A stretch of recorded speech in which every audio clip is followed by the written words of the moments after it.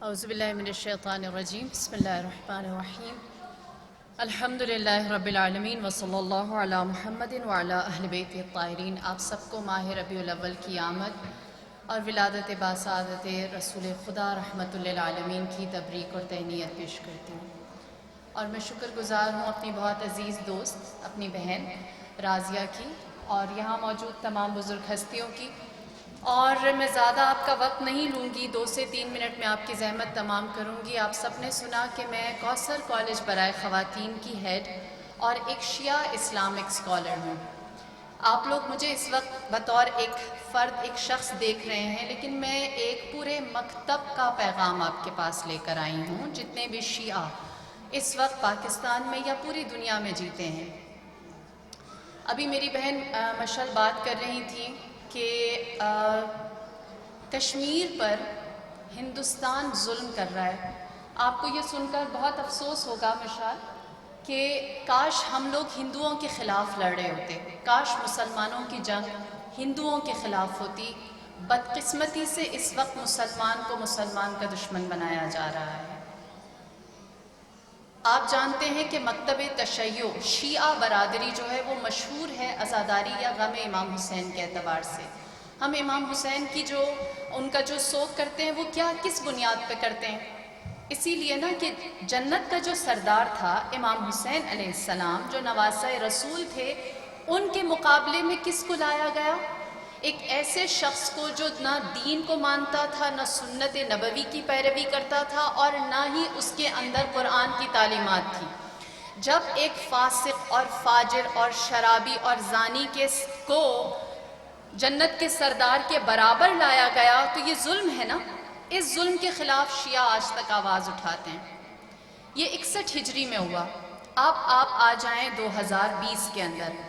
2020 کے اندر آپ مجھے بتائیے، جو تحریک چلائی جاتی ہے اور جو شیعہ سنی ڈویژن کے نام پر آواز اٹھائی جاتی ہے، کیا اس میں یزید کو امیر کہہ کر وہی کربلا دوبارہ زندہ نہیں کی جا رہی؟ کیا ہم آگے جا رہے ہیں یا وہی 61 ہجری کے مسلمان ہیں کہ جو جنت کے سردار کے دفاع کے لیے کھڑے ہوئے تھے؟ آپ تصور کریں، ہم اس وقت مشال ہم ہندوؤں سے نہیں لڑ رہے۔ ہمارا مسئلہ یہ ہے کہ ہم آپس میں ہی ایک دوسرے کے ساتھ کلیئر نہیں ہیں۔ ہمیں شیعہ اور سنی کہہ کر لڑانا اتنا آسان کیوں ہو گیا ہے؟ ہم ایک دوسرے کو سمجھنے سے کیوں کتراتے ہیں؟ اب وہ وقت ہے جہاں پر ہم اس بات سے دل بڑا کریں اور اوپنلی اس بات کو شیئر کریں، اور ایک شیعہ بہن کو جب دیکھیں یا ایک سنی کو دیکھیں تو اس سے پوچھیں کہ بہن، میرے اور تیرے میں فرق کس بات کا ہے؟ کس بنیاد پر ہم ایک دوسرے کو قتل کرنے لگتے ہیں یا ایک دوسرے کی جان کو مار دینا اپنے لیے اتنا آسان سمجھتے ہیں؟ اب وہ وقت نہیں ہے جہاں پر ہم کہیں کہ شیعوں کو شیعوں کے حال پر چھوڑ دو اور سنیوں کو سنیوں کے حال پر چھوڑ دو۔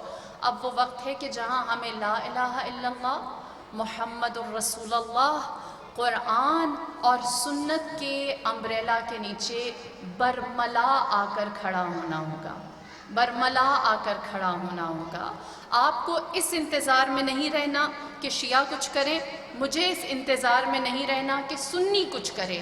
میں اپنی پوری قوم، اپنی پوری ملت تشیع کی جانب سے آپ سب کو یہ واضح پیغام دینا چاہتی ہوں کہ تعلیمات تشیع کے اندر، شیعوں کی تعلیمات کے اندر کوئی ایسی چیز نہیں ہے، نہ ہی کوئی مرجع، نہ ہی کوئی فتویٰ دینے والا، نہ ہی کوئی مجتہد، نہ ہی کوئی عالم دین اور نہ ہی کوئی ذاکر یہ تعلیم ڈھکے چھپے الفاظ میں بھی دیتا ہے کہ صحابہ کو برا بلا کہا جائے۔ یہ ایک ایسی چیز ہے جس کو ڈال کر مجھے اور آپ کو توڑا جا رہا ہے۔ سر انجام آپ الگ ہو جائیں گے، میں الگ ہو جاؤں گی، اور پھر انجام میں کون کمزور ہوگا؟ کون کمزور ہوگا؟ آج میری بہن جو مقبوضہ کشمیر یا فلسطین کی بات کر رہی ہیں وہ کمزور ہو جائیں گے، اسلام کمزور ہو جائے گا، دین کمزور ہو جائے گا، مسلمان کمزور ہو جائے گا۔ خدارا وہ وقت گزر گیا ہے جہاں ہم اپنے آپ کو فرقے کی تقسیم کے اندر دیکھتے ہوئے یہ کہیں کہ یہ اس مسلک سے، یہ اس مذہب سے۔ ہمیں اپنے دشمن کو جو تفرقہ ہے، ہمیں اپنے دشمن کو جو ڈویژن ڈالنے والا ہے، اس کو خود پہچاننا ہے اور خود اس کو بے نقاب کرنا ہے۔ مجھے بہت خوشی ہے، دیکھیے ہر قوم کو اپنی اسٹرینتھ پتہ ہونی چاہیے، اپنی طاقت کا اندازہ ہونا چاہیے۔ میں نے میری راضیہ سے، راضیہ نوید سے اکثر بات ہوتی رہتی ہے. میں نے راضیہ سے بہت کھل کر بات کی اور میں نے کہا کہ آپ کا تکفیریت کے بارے میں کیا نظریہ ہے. میں کسی سے بات کرتے ہوئے ہچکچاتی نہیں ہوں، میں ڈرتی نہیں ہوں. مجھے ہوتا ہے یار میرا چھوٹا سا سوال ہے، آسان سا جواب دو. اگر اس جواب کے اندر میرے لیے کوئی بری خبر ہے تو مجھے وہ بھی ڈال کر بتا دو، تاکہ میرے لیے اپنی پوزیشن تو کلیئر ہو نا کہ میرا اور دوسروں میں ڈفرینس کتنا ہے اور مجھے کتنا سفر طے کرنا ہے. دیکھیے آپ منہاج القرآن والے ہیں، آپ